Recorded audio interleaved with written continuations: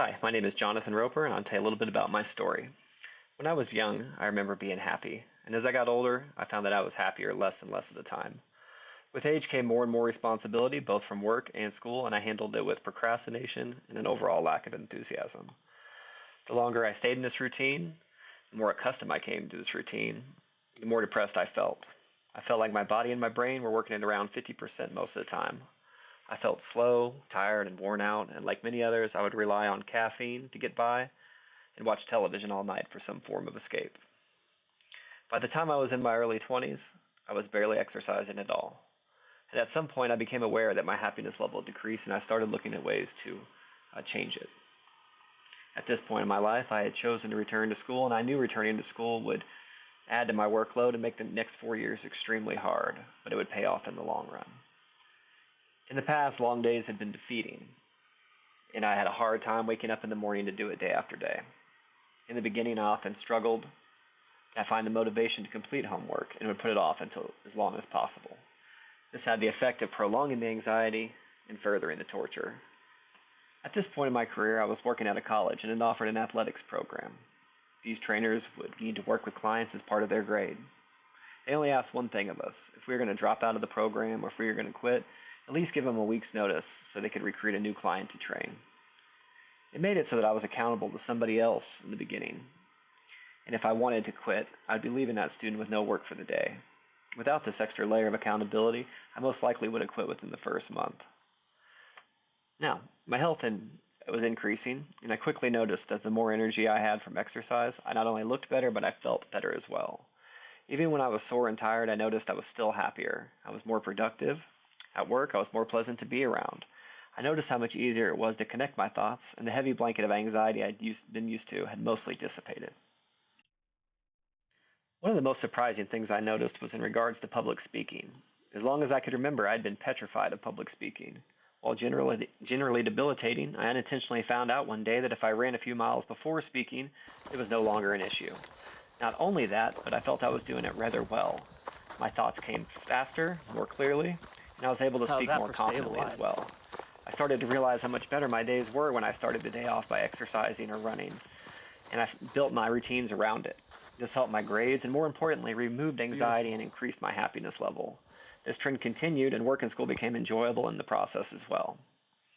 Unknown to me at the time of my journey, but studies show that completing aerobic exercise first thing in the morning will increase our neurotransmitter activity for the day. This jumpstarts the brain in a way that coffee cannot. While strength conditioning can produce this effect, for the greatest effect, aerobic activity is best.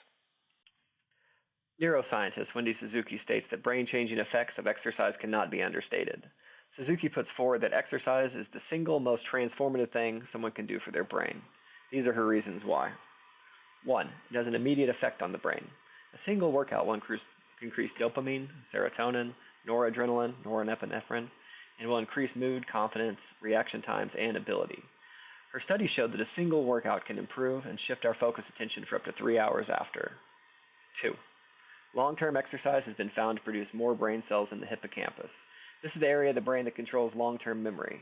The action will change the brain's anatomy, physiology, and help the brain function for the better. 3. Additionally, the mood-boosting neurotransmitters will continue to grow over time and in return will maintain higher levels long-term. This will fight off neurodegenerative diseases and help mental decline in the brain. As a child, I always hated running, and even when I started to run, it was just part of an exercise routine. I would simply run a mile at the end of each workout. I had no idea why or when, but I slowly started to add time to my runs. 1 mile turned into 2, 2 miles turned into a 5K, 10Ks into marathons. Living in Colorado, I started running in the mountains and climbing the Manitou Incline. Running in the mountains has the additional benefit of amazing scenery. Lots of these photos throughout are photos I've taken over the last few years. And I will also add that being outdoors in Colorado motivated me to return to the trails time after time. When I started the day by running, I felt like I could finally function at around 100% instead of 50%. I don't want to give off the impression that I didn't struggle because I did and still do. Looking back, I feel that the bad days and bad weeks when I fell back off into old habits were just as important as the good weeks. During the bad weeks, I found that I didn't feel nearly as good as when I skipped exercising. It was as if I never fully woke up on those days. I didn't feel as sharp, happy, or as organized. I saw running as a foundation that all the good things in my life were stemming from. For a long time, I had attempted to fight through the day by whatever means necessary, and I found that while I was able to survive most days, I rarely went home happy. Learning that work and school could become enjoyable by starting off my day with exercise and running, I was better able to control the day itself. After a while, I noticed that even that transformed into being happy throughout the day, regardless of what I was doing. Exercise made me not dread a workday and helped me with my anxiety. In closing, exercise was transformative to every aspect of my life, professional and personal.